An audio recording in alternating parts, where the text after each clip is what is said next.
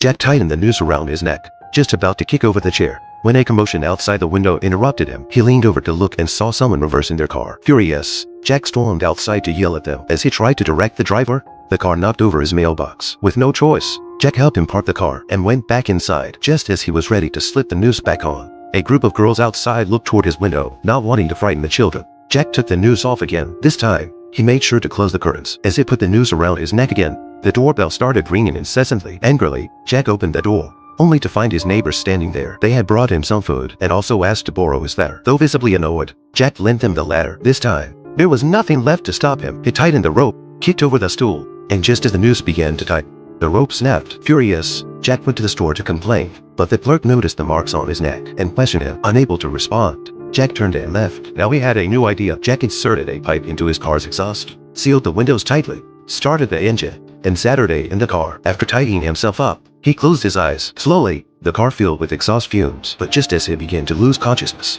Jack woke up in the smoke. Enraged, he stormed out of the garage, only to find his neighbor at his door. Her husband had injured himself, and she begged Jack to take her and her daughter to the hospital. At the hospital, Lisa went to visit her husband, asking Jack to watch over her daughter for a while. Reluctantly, Jack agreed. The girl grew bored, so Jack told her stories to pass the time. The next day, Jack decided to change the location of his suicide. He went to the train station, ready to jump in front of a train, but just as he was about to act, he noticed someone else had beaten him to it. Jack immediately jumped onto the tracks and saved the man. However, Jack himself remained on the rails. As the train sped closer, at the last moment, he noticed a young boy watching him. Not wanting to leave the boy with trauma, Jack reached out his hand and climbed to safety. On his way home, Lisa stopped him. She handed Jack a drawing her daughter had made. In that picture, Jack was painted in bright colors. It turned out that, in the eyes of the child, Jack wasn't scary at all. At the door, they spotted a stray cat. Jack insisted he didn't like cats, but seeing how cold it was outside, he reluctantly took the cat in. From then on, Jack carried the cat with him during his patrols. One day, he visited his late wife's grave,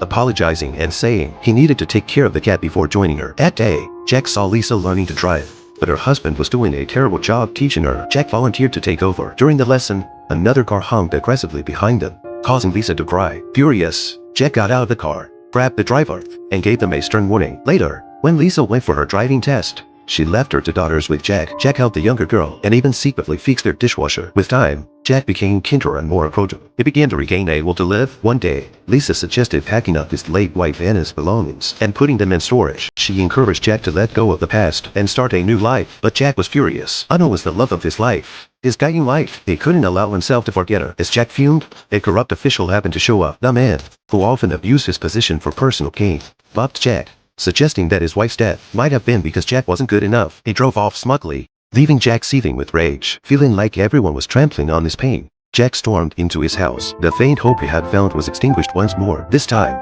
Jack decided to use his hunting rifle. He turned up the radio to avoid scaring the cat. To keep the house clean, he covered the furniture with plastic. Everything was ready. Jack pointed the gun at himself, but before he could act, he heard a knock at the door. It was one of his late wife's students, asking if he could stay for the night after being kicked out by his family. Reluctantly, Jack let him in. The next morning, the boy made Jack breakfast, and they went running together. Along the way, they met a chubby kid. Slowly, Jack's group began to grow. During their runs, Jack learned from the boy that the local authorities were planning to take Rooney. Lisa hadn't told Jack because she didn't want to trouble him. Hearing this, Jack's stubborn sense of justice flared up. He visited his wife's grave again, promising to handle Rooney's situation before joining her. Jack started collecting evidence, making countless calls to the relevant departments, but all his efforts seemed to go nowhere. Seeing Jack so anxious, Lisa reminded him that no one could bear the weight of the world alone, just as he couldn't carry the pain of losing his wife by himself. This gave Jack the strength to keep fighting. They brought in a journalist. The next day, when the corrupt official arrived smugly, a reporter confronted him with evidence of his embezzlement. Defeated, the official left in disgrace. Jack had won this time.